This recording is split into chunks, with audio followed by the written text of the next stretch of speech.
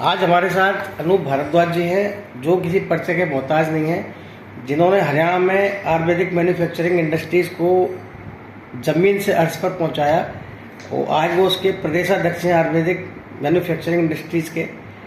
इसके अलावा उनके कश्यप समाज में उनका काफ़ी नाम है। पंजाबी कश्यप समाज के राष्ट्रीय अध्यक्ष हैं और कश्यप समाज को के उत्थान में वो लगातार रात दिन एक कर रहे हैं, लगे हुए हैं। और यहाँ के जाने माने उद्योगपति, समाज सेवी, कम से कम दर्जन से अधिक सामाजिक संस्थाओं से वो जुड़े हुए हैं। कई संस्थाएं ऐसी और उनके चैरिटी काम लोगों के जहन में है, लेकिन उन्होंने कभी उतना प्रचार प्रसार नहीं किया। आज चैरिटी के काम में भी सबसे आगे।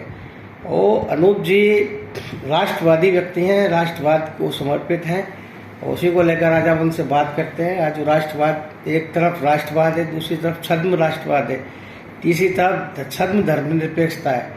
तो इसको लेकर जो माहौल है, कश्यप जी एक चिंतक हैं, विचारक हैं, तो उनसे बात करते हैं। कश्यप जी आपका बहुत बहुत स्वागत है जी, धन्यवाद। थोड़ा सा आप बताइए हमारे करनाल मंडल के दर्शकों को कि इस समय क्या माहौल चल रहा, क्या लड़ाई हो, क्या उसका रिजल्ट आएगा आने वाले टाइम में। सबसे पहले तो जैन साहब मैं आपका धन्यवाद करना चाहूँगा। इस चुनावी माहौल में आपके भी बड़े कार्यक्रम व्यस्त रहते हैं, उनमें से आप समय निकाल के मेरे यहाँ पहुँचे, आपका बहुत बहुत धन्यवाद। और आपके जो ये सब श्रोताओं का भी धन्यवाद। आपके माध्यम से जो मेरी बात सभी जनसभाओं तक, मतलब जो भी करनाल के क्षेत्र के व्यक्ति लोकसभा क्षेत्र के विधानसभा उन तक पहुंचेगी, तो उन सब का भी मैं धन्यवाद करूंगा।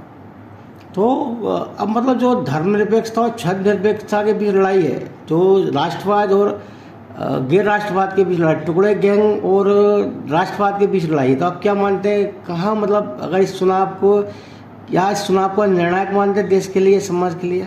देखिए, राष्ट्र तो हमारा सबसे पहले ही है। हम जितने भी लोग हैं सब हम राष्ट्रवादी हैं, तो हमें राष्ट्र के हिसाब से, राष्ट्र के हित में तो हमें चलना ही चाहिए।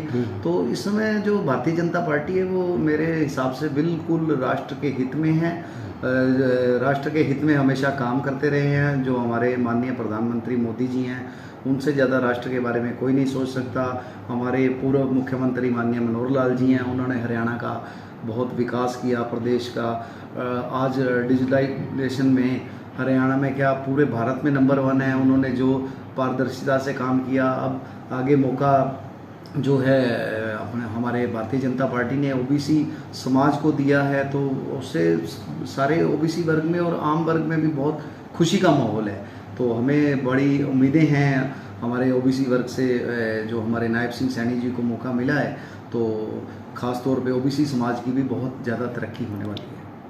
भारद्वाज जी, दूसरा जो मामला है, नायब सैनी जी जो ज़मीन से जुड़े व्यक्ति थे, ज़मीनी व्यक्ति जो अर्थ से लेकर, फर्श से लेकर अर्थ पर पहुँचे, एक पिछड़े वर्ग के एक साधारण से कार्यकर्ता को इतनी बड़ी जिम्मेदारी दी भाजपा में, तो आप इसको क्या मानते हैं? करनाल के लिए एक सुनहरा मौका है कि एक पिछड़े वर्ग के व्यक्ति को यहाँ से विधायक बनाए? जी, ये हम सबसे पहले तो माननीय प्रधानमंत्री मोदी जी का धन्यवाद करते हैं कि पहले भी सीएम सिटी करनाल ही थी और अब भी उन्होंने सीएम सिटी भले ही ओबीसी समाज के माननीय नायब सिंह सैनी जी को चीफ मिनिस्टर तौर पे करनाल से ही भेजा और करनाल से ही उपचुनाव लड़ाया। तो हमारी करनाल की जनता के लिए बड़ी अच्छी बात है कि हमारी सीएम सिटी अब भी बरकरार है। भारद्वाज जी, जैसे कांग्रेस के विपक्ष के लोग हैं, इनको अपने नायब सैनी जी को और मनोहर जी को भारी कैंडिडेट मानते हैं, तो आप क्या सोच है आपकी, क्या भारी कैंडिडेट हैं या लोकल कैंडिडेट? तो कितना लोकल कैंडिडेट ने करनाल का भला किया? नहीं, जब हमारे माननीय मनोहर लाल जी को 10 साल हो गए करनाल रहते, तो वो भारी कहाँ से हुए? आज 10 साल से वो करनाल में ही है, उनके करनाल में रेजिडेंस है, तो वो भारी कहाँ से हुए?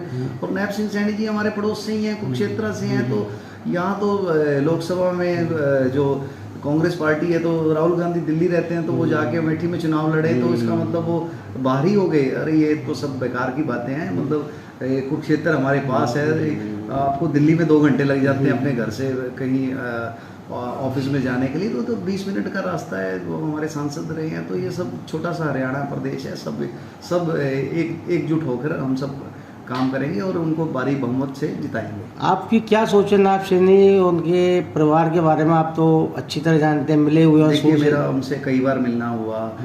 बड़े ही अच्छे व्यक्तित्व स्वभाव के, बड़े ही अच्छे स्वभाव के, हर आदमी से बड़े प्यार से, बड़े उससे मिलते हैं। तो हम सब नायब सिंह सैनी जी का बहुत बहुत धन्यवाद देंगे। आपको क्या लगता है कितने मतों से जीतेंगे? क्या खट्टर साहब क्या रिकॉर्ड तोड़ेंगे नायब सैनी? देखिए, हमने उनको वायदा किया है, हमने कश्यप समाज की तरफ से भी वायदा किया है और पूरी इंडस्ट्री एसोसिएशन की भी तरफ से वायदा किया है। हम अपनी पूरी जी जान लगा देंगे और उनको रिकॉर्ड मतों से जिताएंगे। भारत में, पूरे भारत में उनको हमने वायदा किया कि इतने रिकॉर्ड मतों से कोई नहीं जीता होगा।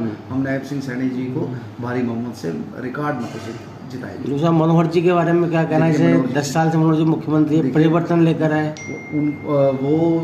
उनका तो कोई जवाब ही नहीं है। वो 10 साल से करनाल की जनता के बीच में है, तो सारी जनता, हर घर का हर व्यक्ति उनको अच्छे भली भांति जानता है। वो तो ऑटोमेटिकली ही रिकॉर्ड मतों से जीतने वाले हैं और वो सेंटर में जाएंगे और हमें उम्मीद है कि नरेंद्र मोदी जी उनको बहुत बड़े ओहदे पे अपने साथ ही रखेंगे।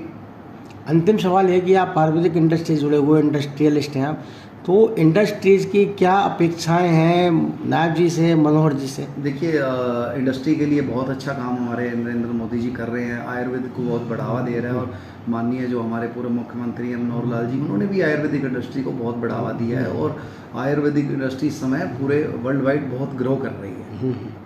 तो क्या अपेक्षा है आपकी सरकार से, नायब जी से, मनोहर जी से? सरकार सेंट्रल गवर्नमेंट जाएंगे, मंत्री बनेंगे, नायब जी मुख्यमंत्री हैं, तो क्या अपेक्षाएं आपकी, क्या डिमांड्स हैं? वैसे तो सभी अच्छे काम हो रहे हैं। हमें उम्मीद है कि जब दोबारा सरकार बनेगी भाजपा की, तो आयुर्वेद की और ज़्यादा तरक्की होगी और ज़्यादा आयुर्वेद हॉस्पिटल खुलेंगे और ज़्यादा लोगों को आयुर्वेद के बारे में बढ़ावा दिया जाएगा कि सभी लोग आयुर्वेद दवाइयाँ ही लें।